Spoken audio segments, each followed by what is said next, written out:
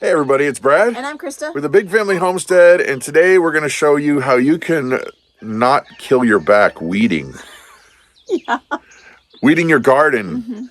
We're going to show you how you can make raised bed gardens that are awesome and are super productive out of cheap, recyclable IBC totes. Yep.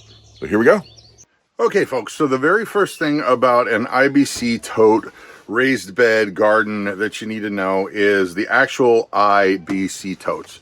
You gotta know what was in them, where they came from. If they're brand new, you still gotta pressure wash these things out.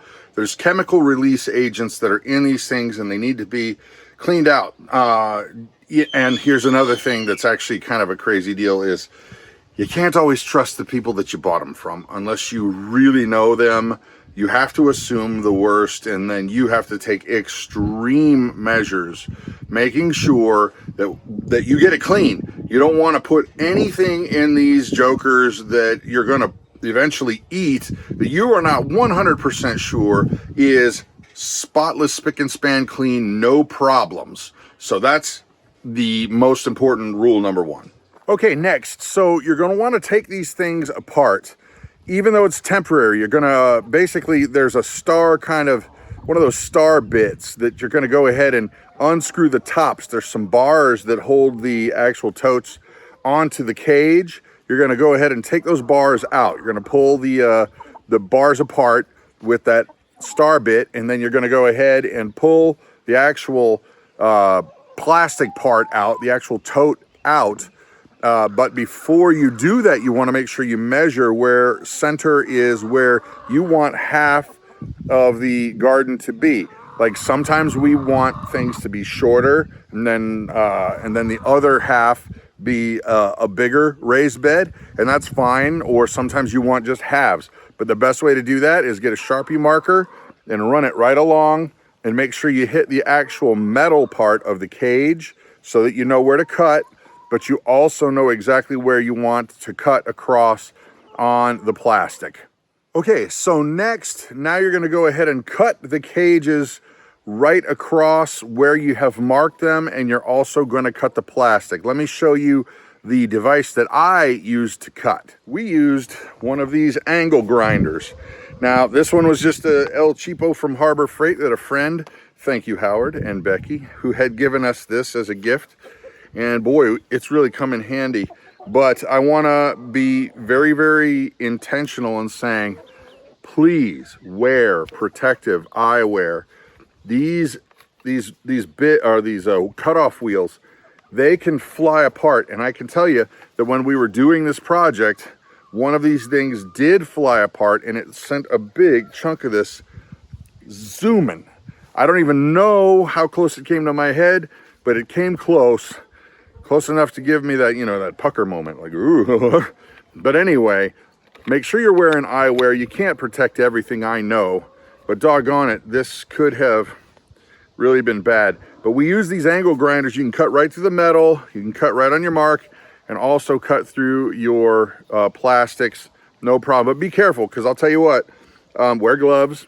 I did not, I was foolish, and I got little pieces of hot plastic flung on me, and I got the little dots to prove it. So protective gear, use whatever you want to cut, but this is really nice for cutting those cages. Okay, now you also don't want to forget to go ahead and take the bottom part and the top part of the plastic before you even put it back into the cage and drill a bunch of drainage holes.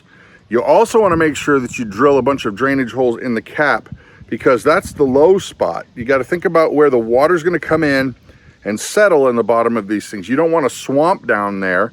You want the water to drain out, but you don't want them to be so big that it sends a ton of the soil out. But it's going to clot up some of that area, and the soil's going to be fine as long as you don't make massive holes. But something, you know, half the size of your pinky, drill a bunch of them, 10, 20 of them, and that's going to be helpful for drainage. Okay, so now you have the cleaned plastic part. You're going to put that back into the cages. You're going to put them upright. Put them wherever it is that you're going to want to plant your plants, where you're going to put your garden. Then you're going to start to fill them up. Now, here's the trick. You don't need to fill that entire thing with super expensive soil or fertilizer mix, or however it is that you want to garden. That's your business. Every gardener seems to think they got the magic recipe, and that's fine. Good, great, grand, wonderful. That's not the point of this video, is just to show you how to do these things. So you're going to fill it up, you know, most of the way with some kind of dirt slash soil slash topsoil, whatever it is that you want to use. We used actually the poop from our barn through the winter. We had a bunch of poop that we piled up outside through the winter, and it was composting, but it was still too hot to use in the garden. So what we did was we put that as most of it, and then we had about 8 inches of really, really good soil. And by the time that that's all done, the plants are going to go grab what they want to grab, and so that'll be fine. And proof's in the pudding anyway, right? So, but fill it up however you want, but you don't need to be thinking you got to fill the whole dang thing with, you know, the best quality topsoil, because you just don't. It really only needs about 6-8 inches like that for most plants, unless you're digging way, way down. But you do the math on that, but that's what we did. Okay, now for one of the most fun parts. I think this might be, except for harvest, this might be your funnest, most favorite part. Yeah, it's planting. Planting, getting the fingers. They're not as dirty as they were the other day, but we're getting there. Getting there, working on it. All right, folks, so here we have it.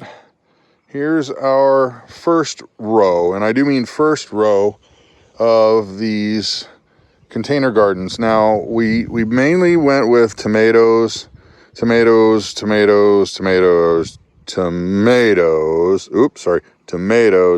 and then over here, potatoes. The reason being is, well, we like tomatoes. And you can see everything's topped off, and what we have is, like I said before, we've got about 3/4 of the muck and poop and even branches and brush and all kinds of different organic material down below, and then about 8 inches of really good topsoil. And with that, it's looking pretty good right now. I mean, it's right now, hey, there I am in the shadow. Right now, it's a little dry just because it's been in the sun, and these are transplants. We watered them. We thought we were going to get a little bit of rain, but we did not get rain. So they're going to need to get watered again. But think of all the back saving weeding that is going to happen here. Hallelujah. Well, there you have it, folks. Not hard, not expensive. Nope. And we've done similar gardens in the past, and they're super, super productive. And you don't kill your back. No. No, you don't spend tons of time Crunch. weeding. No. So IBC garden. This is where she says something witty. Sure. Say they can't see your thumb. I'm Brad. I'm Krista. As she's leaving. Yeah, bye. Have an awesome and blessed day.